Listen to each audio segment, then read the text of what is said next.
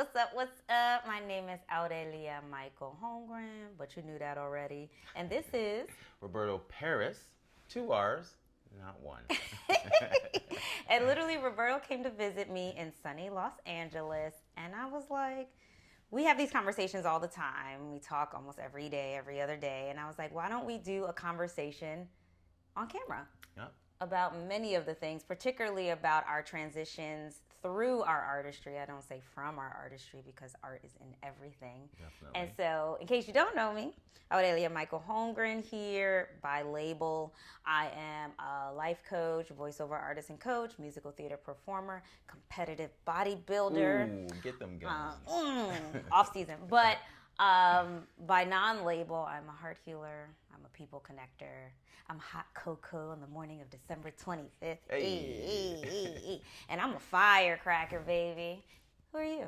I am Roberto Paris, life coach, therapist, and performing artist. I also am a school counselor and a director of an after-school program. So that's my build.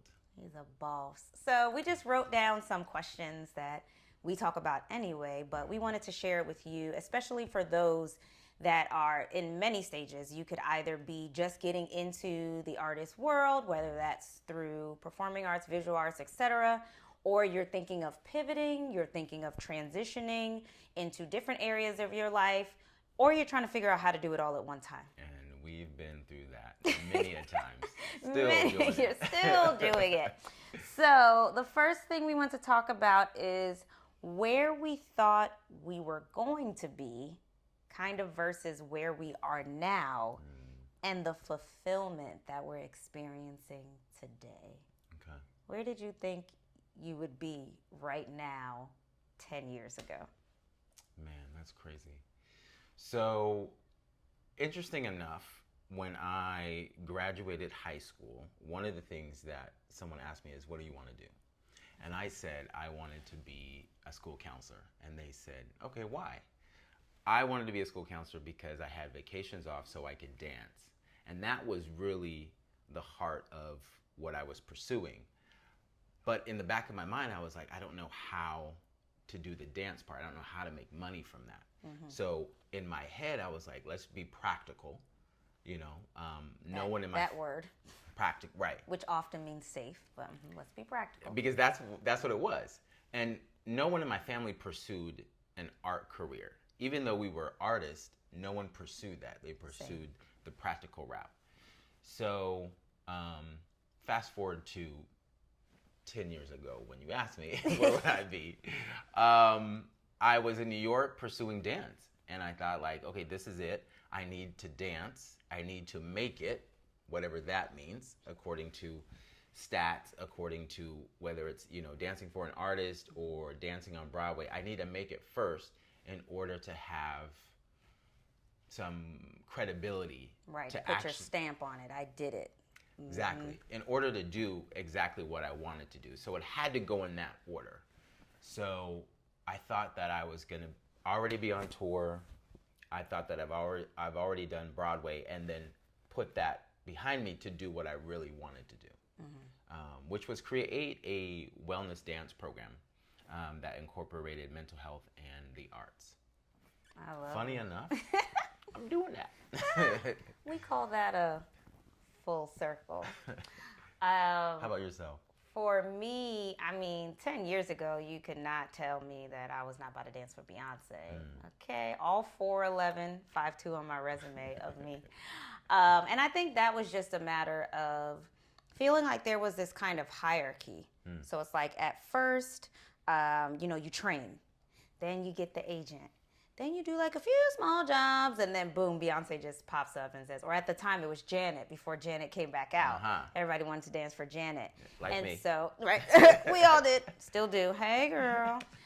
So for me, it was like, there were so many qualities about me that I was pushing to the side for dance. So I had recognized that my body physically had to work 10 times as hard to do things that people were doing easily. Yeah. But what was attracting most choreographers to me and teachers was my work ethic, my confidence as a person. I really knew who I was as a person. I hadn't quite figured out who I wanted to be as an artist. Yeah. So I kind of followed behind some of the girls that were making their way into the industry. And I mean, if you couldn't tell me 10 years ago that I would have been, so now I'm 12 years into life coaching.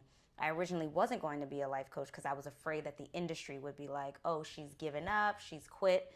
When really that was projection. That's what I was thinking, that if I jump into this, I'd be a quitter. But 12 years later, here we are, full circle. And now I'm performing more so in the theater realm, which was something I didn't study. But when you enter an environment where you are accepted, you are acknowledged, you are celebrated and not just tolerated, which is what I felt for a while in the dance industry, I'm constantly fulfilled. This feels like a paid vacation. Isn't it interesting? And I heard you say, like, you had to, even though these other strengths were developing within you, your mindset was, this is the way. You know, this is the tier or level of dance that I have to do in order to do this other stuff. Right. And it's funny that we can get sidetracked by what's really coming up in us and our strengths, and actually the very thing that gives us fulfillment, because we think it has to be done this way or it can't be done at all. Right. And I think, like you said, I also come from a family of very few artists, at least none that really pursued it full throttle. So I also didn't have an example.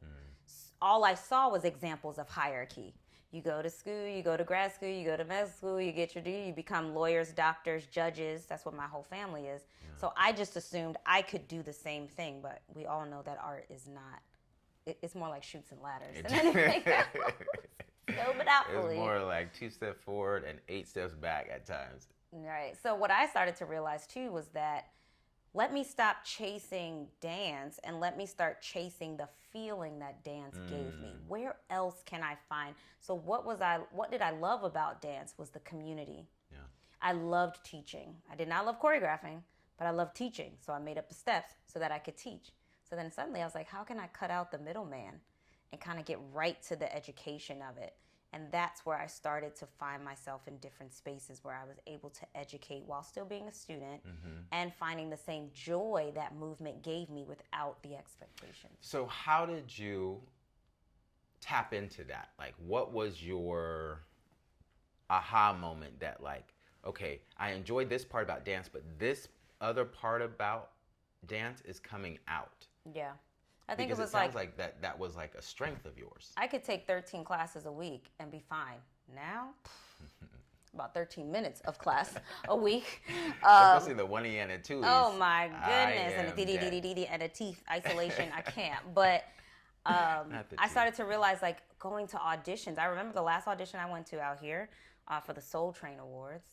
And I had bought an outfit from Bloomingdale's. I was going to return it, but it was fierce. It was exactly what they were. I'm really big on costume. I like a look. So, as you can tell, I like a look. So I had my outfit. I got there early. I had to go to the bathroom. They wouldn't open the doors. They were waiting for the cameramen to come. It was a whole big ta-da. It wasn't even really about the audition. It was about the publicity. And they had already seen my picture, so you know what I look like. So now I'm excited to get in here and dance. And I was the first person in line of about 100 girls stuffed in this one room. And I was the first girl, and they literally came up to me, whispered in my ear, "Thank you for coming." And it just clicked. I got in the car, and I was like, this is my last audition. I can no longer go in a room where I don't even get to share the gift before you decide if it's what you want on stage. Oh, you're going to see this gift. Whether you want it or not, you're going to see it. And that was my last audition, and that was my moment for me where I was like, this industry is not going to change. The only thing that can change is me and my perspective. Yeah. And the ball was in my court. Is this something I was willing to still endure? And I decided no. Yeah. And it's interesting that you paid attention to that. You didn't throw it away and keep forcing yourself into a box that you're like, I'm not fulfilled. Right. I'm not happy.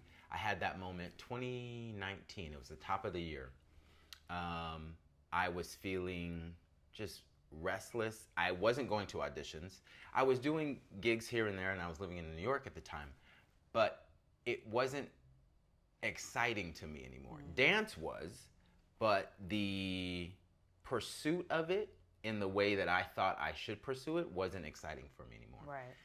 What was exciting is doing coaching. When I had those moments with my coaching clients and they would report back to me their wins and their successes, and I was like, this feels like you won. 100%. That was sparking. Like you booked. Yes. That was really lighting me on fire in regards to doing other things. And when I was excited about the coaching, it also got me excited about therapy. I had gotten my license. I had been licensed as a marriage family therapist before I moved to New York to pursue dance. So it was just on hold. And during that year, and I was also moving, and I was also doing a whole bunch of other things in 2019. Who wasn't? Okay? Before the world said, "Sit down." Exactly. The world said, "Sit down." And I was like, I could continue to keep running after this carrot and hope that I'll make it in this lane, or I could jump into a lane that already fulfills me without much work. And no one could do it like you. And not saying like in the art world anyone could do anything like someone, but like even when we went to the movies the other night, as much as I loved celebrating my artists in this movie, like I want you to see this face, babe. I want you to see this mug. I want you to hear me. I have so much more to offer than just what's below the neck. That's just the icing on the cake, but the cake is popping. So I love that, you know, and we've known each other for a long time now. Yes. So we have been through all these. You were one of the people, and you can speak more to this, that made me realize that having a consistent paycheck would stop the feeling of like losing. It's easy to lose the passion of an art when it's so tied to provision, when it's so tied to a paycheck, to money. And there was a freedom I saw in you when you made that decision that gave me the unnecessary permission to start to pursue things as well that would kind of force me in a bit to just sit for a second and say, okay, really in 5 years, the age-old question, where do you see yourself? And to me, I couldn't find dancers or choreographers that were living a life I wanted to live. I couldn't see the blueprint. And I knew I didn't want to choreograph. So now I'm just looking for a dancer who's doing what I want to do, and I couldn't find that. Yeah. So can you speak a bit to what it was like to make that decision to move forward to where you live now? I don't like to say move back, move forward to where you are now, and deciding to do what artists think are so forbidden. Yeah. The 9 to 5, dun, dun, dun, dun, release your tie, typing all day in your suit. I'm trapped. Yeah, I moved back to California, Northern California. You moved forward. I moved forward. Okay, you ain't come here to do what you did before. I moved forward to Northern California. Was still wrestling, trying to figure out what's next. This was December 2019. There was still that hustle in me and trying to figure out, okay, what am I going to do next? So then I decided to take mini sabbatical, move to Panama, where my family's from. I was stuck there during the pandemic. And then during that time, I had a moment where I was like, okay, what do I really want? Nothing's going on. Everything is closed down. This is a moment for me to sit and like think, what do I really want? Right. And in that time, I was able to write out my vision and my plan. And one of the things I said to myself is I'm not working in a job that I'm not passionate about and I'm not happy with. So then that got me thinking, what am I passionate about? What am I happy with? Dance was still at the forefront, but also counseling, also mentorship, also coaching. So I said, that's the job that I want. I moved back to California in 2020 of July. A month later, got a counseling job at a private school, literally doing just counseling. A year into the job, the president of the school asked me if I wanted to direct or be the director of the after-school dance program. And then from then on, it's just been like fulfillment because I'm doing everything in my wheelhouse and my strength. Like I can look back at my time in New York and my time in grad school and realize, oh, this is what we plan. My dad said, this is what we plan for. Right. This is what we prepare for. This is what we prepare for. You didn't even know. And I didn't even know. And the whole time I was saying to myself, and this is how when you have to be careful what you speak, because literally the universe God, whoever is moving you in the right direction, especially when you connect emotion to it. The whole time, especially out of high school, is like, I want to be a counselor so I can dance. So I literally have the room to dance. Then I go through counseling school. I get my master's as a clinical therapist. Then from there, I leave that and I go to New York to train as a dancer. But literally, all of the jobs that I had were some sort of leadership job. Yeah. Some sort of role where it put me in a place of being a leader. Even though I was dancing, I was still taking on leadership responsibility. Fast forward now to where the 9 to 5 check isn't even a thing anymore. It's literally fueling what I want to do. And I would also say that the joy that I get from the job that I'm in, and we'll talk about that because at first it was hard for me to like say, I love this job. But the joy that I feel with the job that I'm in right now really sparks passion for dance. It really sparks more passion for dance. It just looks different at this stage in my life. So that's kind of where I'm at right now with that. That's fired. And it made me think about, too, like, not saying we're not good dancers, right? Because we're fabulous. But I think as dancers, this is something that my line sister once asked me, like, as artists, aren't you tired of always striving? Like, or thriving, whatever you want to call it. Like, when do you actually arrive and be content? And sometimes it's hard to do that because we're so used to striving, right? We worked hard for every audition, for every opportunity. Ain't nobody just slide in my messages. I wasn't that person that was constantly booking all the time. But when it comes to your counseling and it comes to life coaching, it comes to therapy, it's almost like it comes easy to us because this is what we've always been called to do. Yes. And how hard is it to say, is this what I'm supposed to be doing? Isn't it supposed to be a lot harder? Shouldn't I be on the grind? Shouldn't I be working so hard? Like, why am I just saying these words and people's lives are being changed? Yeah. When I was in class, freaking Horton, 3 times a week, I'm in, Graham class, killing myself, just trying to get to an audition where I end up getting cut first round. Yeah. It's definitely the message that has been given to us. Trained in us in regards to if you want something, you have to work really hard. And it's not that we don't work hard, like you said, but the joy and the freedom that we get out of the work that we're designed to do or purposeful in doing is amazing. And that's where you have these creative sparks. That's where you're like, oh yeah, that, oh that. It just comes natural. You're not fighting to do it or make it happen. You just sit down and it flows, kind of like that zone moment. Okay, you said a word. I want to go off the cuff, freedom. So for those that know, I do bodybuilding, and I introduced Roberto to the team that I'm a part of, and he's now part of Lifestyle. So I'm excited to have someone here that's kind of like, not me always being like, life. But one of the things I listened to, my school had a guest speaker online, and one of the things he talked about was people confuse discipline with being super strict. But what you find out is that the more disciplined you are, the more freedom you have. So I know for me, when people ask about my bodybuilding journey, like, it's not just about getting on stage, because that's one day out of the year, 2 days max out of the year. Yeah. It's not about, oh, I'm eating clean and you're not, and shaming you. It's about how that discipline, our life is a diner menu. You want breakfast, you want lunch, you want a burger, you want dinner, you want cheesecake. But no, I'm choosing to have this, and I'm choosing that not against my will and not without anyone else's force. How have you found that being more disciplined within your exercise and within your eating has also impacted your discipline in other areas of your life? Good question.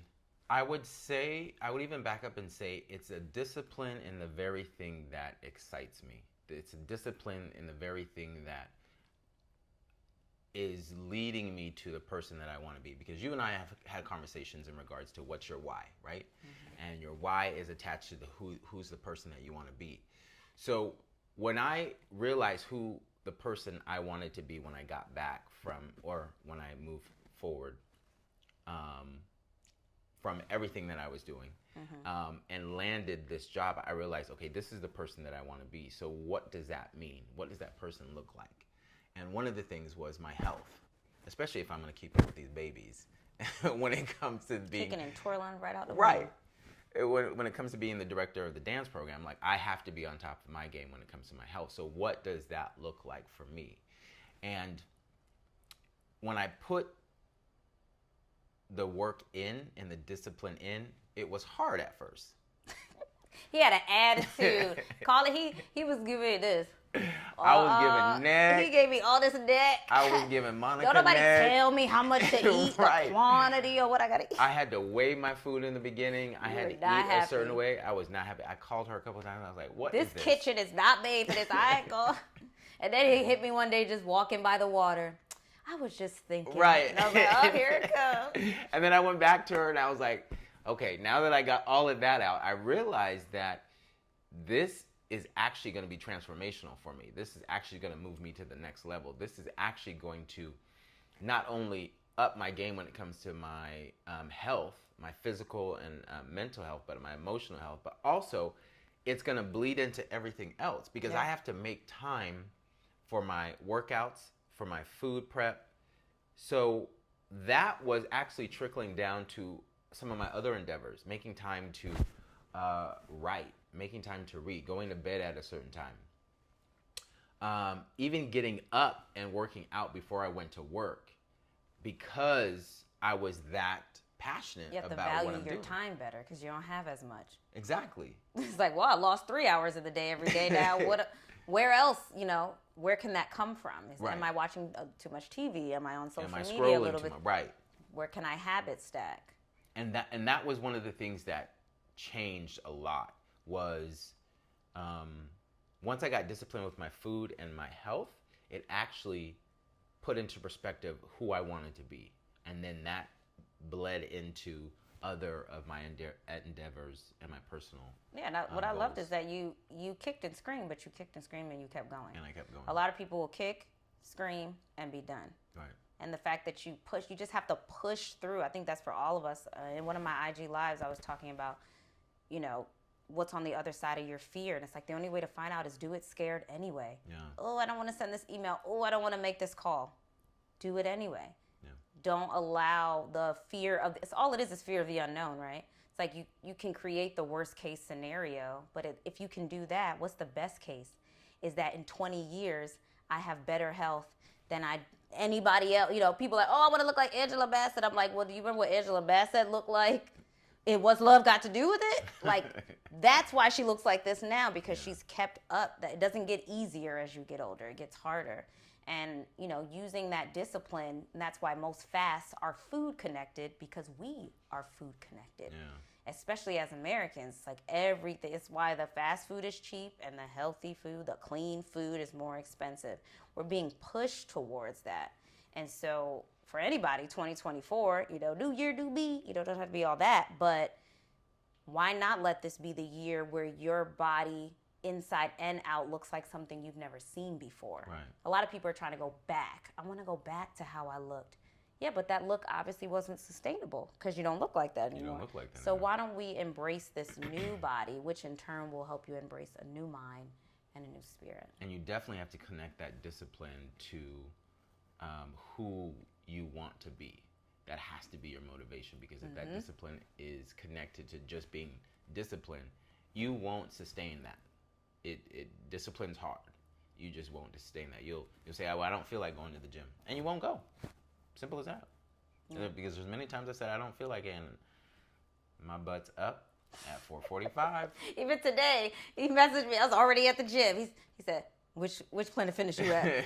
I said, the one by the house. He said, all right, I'll be there. Yes, definitely. And I love that. And I think, this ties into what we were talking about. What happens often is the all or nothing. Yeah. If I can't go 5 days a week, I ain't going at all, right. Which is subconsciously what we're saying. And, we talked about this yesterday. I'm guilty of that with Spanish. It's like if I don't devote 15 to 30 minutes, I'm not going to devote anything. Yeah. And my Spanish teacher had to be like, mira, like, even if you just spend 5 minutes, like Spanish and many other things isn't where more hours you put in necessarily means you'll be more fluent. Yeah. It's you'll start to notice it the more you apply it, the more you do small increments, grabbing 5 words here, making 5 sentences, talking to someone, in the elevator, that you will progress over time, kind of like the compound effect. It's these little moments that add up. Yeah. So where have you found in your life that it was all or nothing, which always ends up being nothing? And how do you deal with that now if you start to get that idea? Well, definitely when it came to the fitness, loud fitness, even just starting that, it was that all or nothing. Like, I can't do this. This is crazy. And then I realized, wait a minute, I'm getting caught up in the emotion of I can't do this. And that's usually what draws us out when we go extreme with our emotion. When we tell someone, oh, well, you could pursue that goal. What do you want me to do? Quit my job? And then see how extreme we go? Because if we go extreme, it's unfathomable. Makes it sound so ridiculous. Exactly. And then we think, well, we're not going to do that. We're not going to just quit our job. Well, what do we say? Today? What am I going to do? Quit my job tomorrow and then pursue? No, that's not what we're saying. But what we're saying is, like, if this is the thing that you want to pursue, how can you create steps towards it? So the all or nothing emotion is what I've learned to notice about myself, and then realize, okay, am I going extreme with these emotions, and how are these emotions dictating my actions? Right. Where do I need to challenge these thoughts that are extreme? Spanish, I'm still working on my Espanol también. And it's every year it's the same thing. It's rolling over. But one of my teachers said the same thing. It's just like 5 minutes a day. It doesn't have to be this. I'm going to block off 2 hours and try to find someone to speak. Then you lose 35 minutes a week. 70 minutes every 2 weeks. Right. 140, and those add up over time. And I think too, when you think about all or nothing, when we say all, that also can mean that something else has to be sacrificed. So if I say all, that may mean 4 hours of Spanish a day. So now we got 4 hours of Spanish, 3 hours of my physical stuff. That's 7 hours. I still got a whole job, a whole husband, a whole puppy, a whole apartment. So now that means and I still got to sleep. Remember that part? That part's important. So now that all actually could be the thing that is going to sabotage you. But what we do is we go the extreme to nothing to sabotage ourselves. So I think especially in 2024, like releasing this all or nothing, what's that sweet spot in the middle where, so I always tell people, like, if you say I'm going to go to the gym 5 days a week and you go 4, you feel like you missed the mark. But if you say you go 3 and you go 4, you've achieved greatness. So it's just a matter of perspective and setting those expectations so high for why. Really, what is your why? And a lot of times we'll have goals just because we've had goals and they've just been there for so long. And that's what I noticed about dance, was that I started doing it for so long because I was doing it for so long. And it just felt like, well, what else would I do? This is how I have labeled and identified myself to the world for well over 10, 15 years. Yeah. How could anyone else see me differently? Once again, projection. Yeah. How could I do anything else? How could I see myself as something else? And how could I be satisfied with that?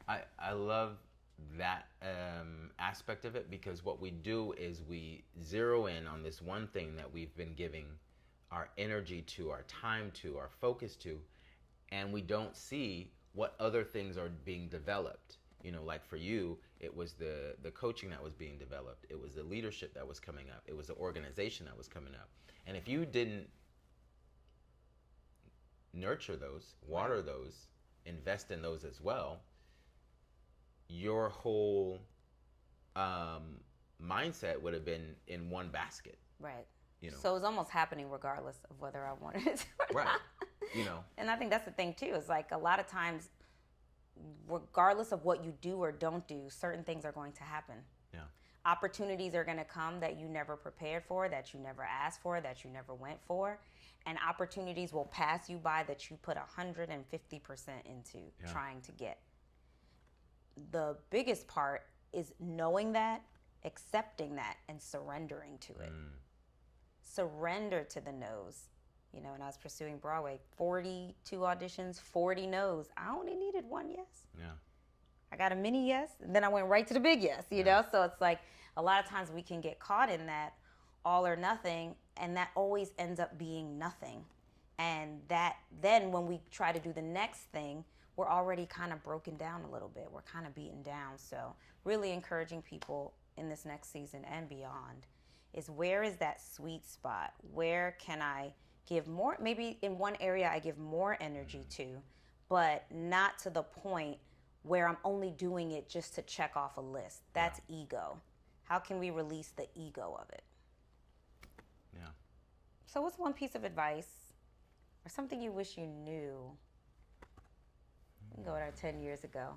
Any advice that you have for our artists? I can go first. I have a lot, but yes, please go. I was thinking about this yesterday while I was putting away dishes. Don't allow the art that you are trying to surrender to suffocate you. Don't let the art that you're trying to surrender to suffocate you.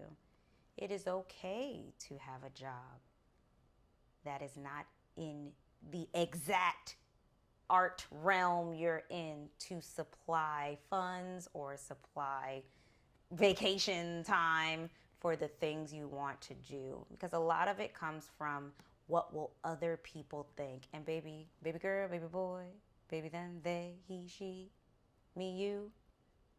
Nobody's thinking about you that much. Surprise, surprise. We're not that special. Like, no one's thinking about us that much. It's really what we're thinking about. So sometimes you won't even recognize the thing that you are so in love with is actually holding you down. So sometimes it's okay to pivot on purpose. It's okay to step away for a second, do something else, take a necessary break.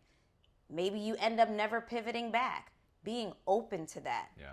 Because there's no point in pursuing something as if we know tomorrow exists solely for the fact of your ego and the longevity of how long you've been doing this thing.